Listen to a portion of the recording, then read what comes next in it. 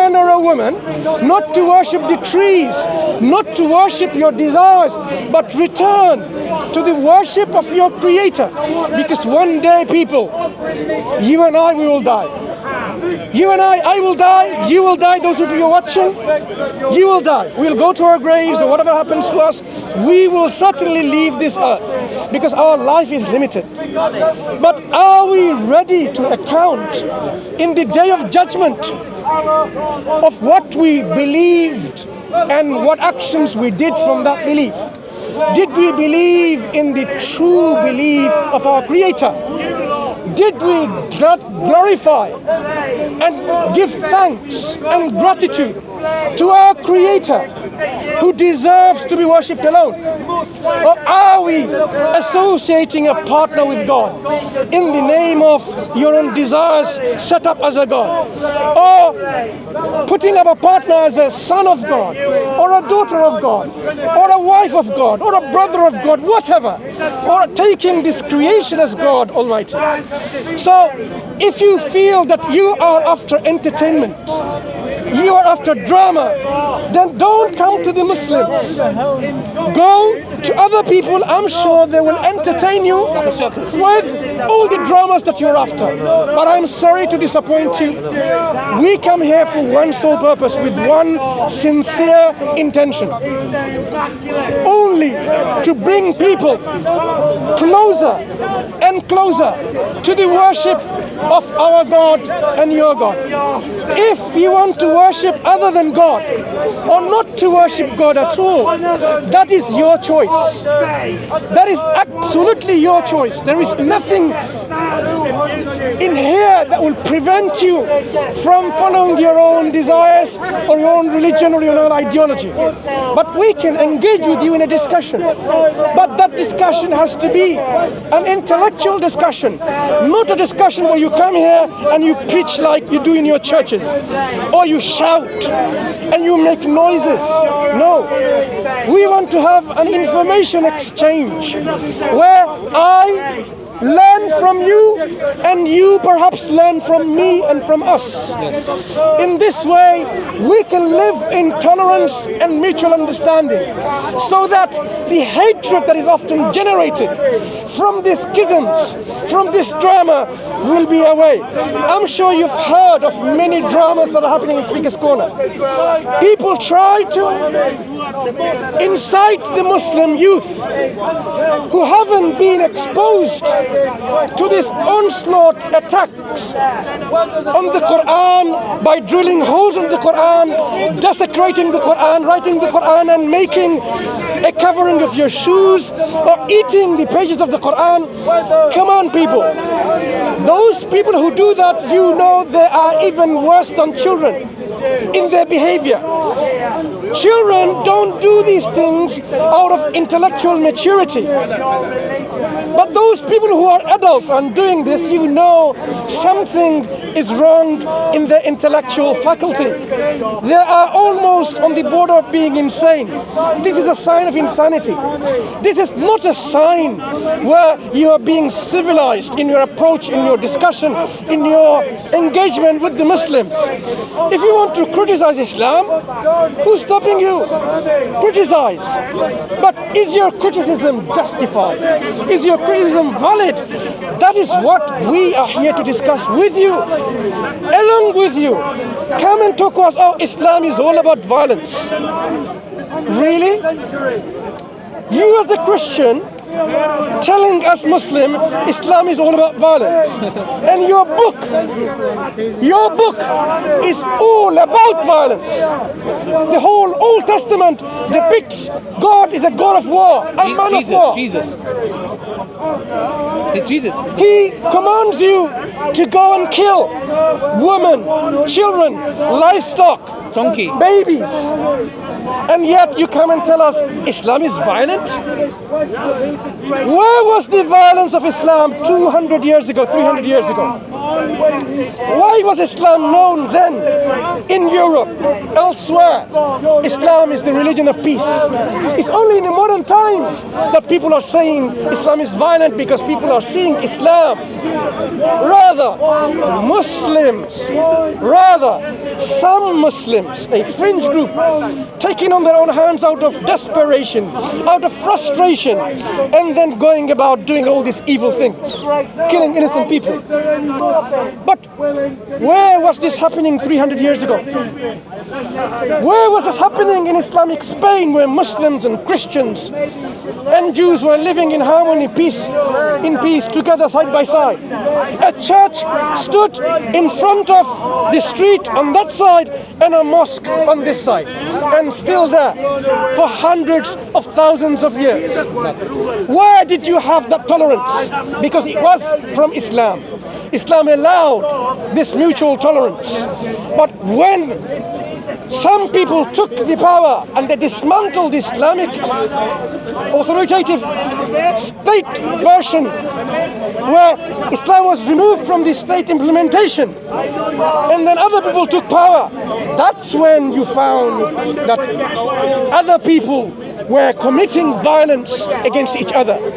But when Muslims were under the rule, the Jewish people, our cousins, they fled from the persecution and oppression of the Christians and came to live under Muslim rule. That's what we're talking about. So if you want to really criticize Islam, have a discussion with us, and we will show you that your criticism is unjustified. And if there are valid criticism, like honor killing, which I would agree with you, there is no such thing in Islam, we can work together to remove this oppression in our communities. Just because something happens in your family, you kill them. Islam doesn't condone that. That is indeed a valid criticism. But you can't throw the baby with the bathwater by blaming Islam through the actions of certain misguided Muslims here and there. In terms of percentage of the Muslim population, what percent do they occupy? Those fringe groups? 0.001%. They're not even 1%. Yeah. And then you identify that as a trait of the Muslim community. So, I don't want to make it too long, but I want to really invite people to come back to the understanding which will bring us closer. Not to be afraid of Islam because the media is totally somehow informing you with the negative image of Islam, and it consolidates you by the actions of the people that you see. We want you to investigate Islam from its own sources. Since when did you pick up a Quran and read the verses that you heard within the context? Since when you read the Quran and you said, actually, this is exactly what the Quran says, but what I heard is not what people are telling me. Did you do that? Have you read the biography of the Prophet ﷺ? You consider him as an immoral person. You consider him not a role model for humanity. But what do you know about him? Other than what people are spreading lies and rumors and totally misinformation about him. When Prophet Muhammad ﷺ opened up Mecca after the 10 years or 13 years of persecution, initially his life was in danger. So was his people. Yeah. Eventually he had to migrate to a place called Medina, Yathrib, to a different city. And when he had the political authority and the power, and he came and then opened up Mecca again, he conquered Mecca, if you want to use this word. The people who oppressed him, killed his people, people who murdered his people, what did he do to them? Did he massacre them all? Like they massacred him, his people, the Muslims? No, people. Go and find out from the historical records what happened. He gave them a general pardon, forgiveness. He gave them forgiveness. I'm going to play Asr. Yeah? You can carry on. Forgiveness. Who on earth would act like that other than someone who has been trained and molded and formed by the teaching and guidance of the Creator himself? So I'm afraid that you haven't studied our Prophet Muhammad sallallahu alaihi wasallam as he should be studied. You have not studied the Quran. You pick up the Quran and read on the surface level, and you think you've understood it. We are merely asking you to read the Quran in the languages that you're able to, and consult as many translations as possible within that language. Then you can get the gist of the message. When the Quran says, when your parents attain old age, do not even say oof to them, but extend the wings of mercy and say, وَقُلْ رَبِّ ارْحَمْهُمَا كَمَا رَبَّيَانِي صَغِيرًا. Oh Allah, have mercy on them as they had mercy on us when we were young. We do not send our parents, our father and mother, when they reach old age, to old people's home. Where did the idea come from? Where did the idea come from that when your parents reach old age, you throw them away? And guess what? You suddenly remember, I did not send the Christmas card last year. That's how you deal with your parents? This is the love and mercy that you talk about? Ignore me touching the mask, because I'm going to change it later. I'm not going to touch someone else's hands after that. So you talk about love and mercy, and yet you don't show to your parents? When the Quran says, be just and be upright in your testimony, even if it is against you and your own relatives. Did you know that? You have to stand upright and give true testimony with truthfulness and justice, even if it goes against you, your own interest and your family and your relatives. Can you get a better system of justice than this? So why do you think the Quran is something alien to you? Why do you think the Quran is something that doesn't have anything for you? The Quran says, oh people, do not insult other gods, false gods, lest they insult Allah. We do not have the right from Allah to insult other gods even though they are false. We can engage with you in a critical discussion, in a criticism, but we're not insulting you. We cannot insult Prophet Isa alayhi salam, Prophet Jesus Christ, the son of Mary, because if we did, our Islam will be at ruins. We cannot insult a prophet or a messenger that Allah, our God, has sent in the past. So when you realize Muslims cannot be like those Charlie Hebdos committing caricature of the religious figures, we can't do that. We can't do that about Moses, the prophet. We can do that about Jesus, the prophet, Abraham, or any of the prophets of God. May God's peace be on them. We cannot mock them.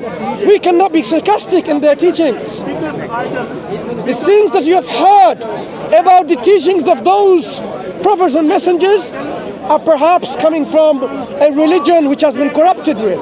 That is why you see those religions say Prophet Noah or Nuh alayhi salam slept with his daughters, a'udhu billah, when he was drunk, or made drunk by his daughters.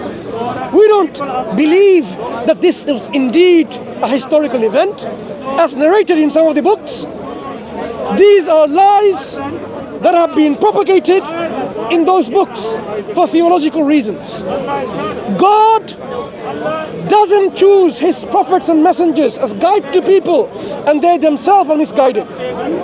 Imagine people, I want to just engage with you now. Imagine You go to a doctor, or you want to go to a doctor, and you need a heart operation. You need a cardiac bypass. And you go to a doctor, and that doctor, you know, is a fake one, doesn't know anything about medicine or surgery. Would you trust your life? Would you trust your life in that doctor to operate on your heart? I would not. Neither would you. Because you know this person would make your life and take your life, and in fact, bring your life into danger. Because that person is not someone who is knowledgeable in the art or science of surgery and medicine. Likewise, if God appointed prophets and messengers who themselves were drunk and misguided and committing all these evil things, who on the right mind, I'm not speaking to you, who in the right mind, When Muhammad was thinking it was all right to I do apologize for the screeching that you hear from those creatures of God on in the spa. So you are talking So- about Muhammad when so he I was thought it talking about all right to who go to the top of a in tower. their right mind, Is that the case? who in the right mind With your prophet, would believe in a prophet of God Muhammad who believed. himself Muhammad believed. is Muhammad sleeping believed. with his own daughters.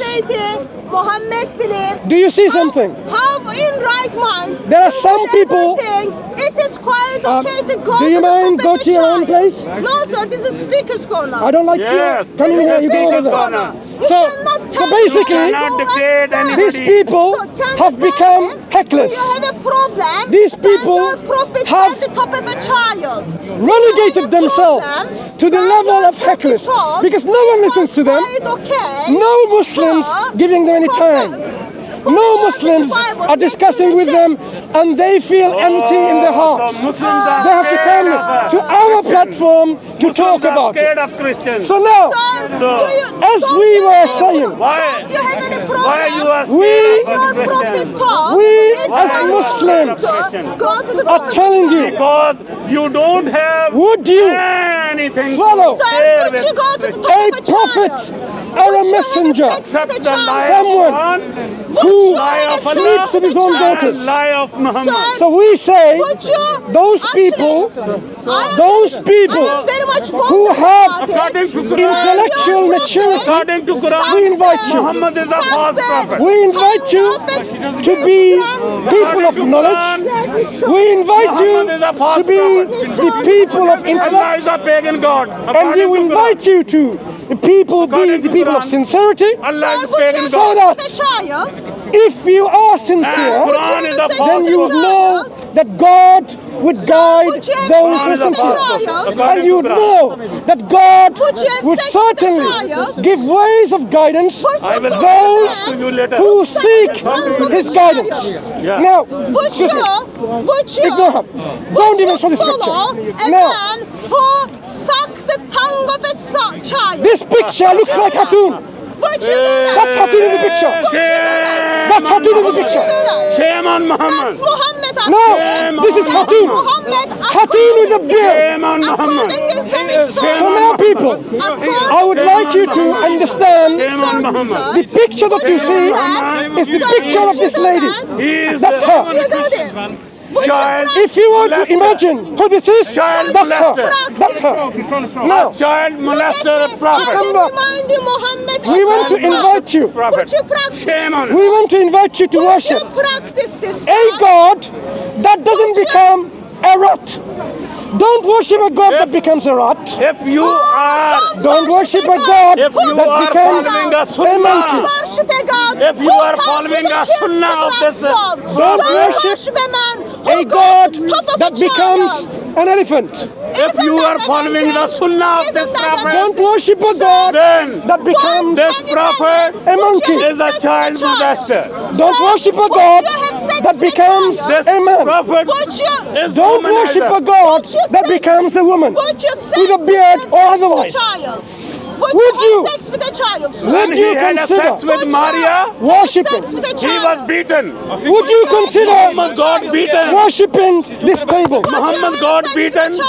Would When you he had a consider sex with Maria. worshipping my coat?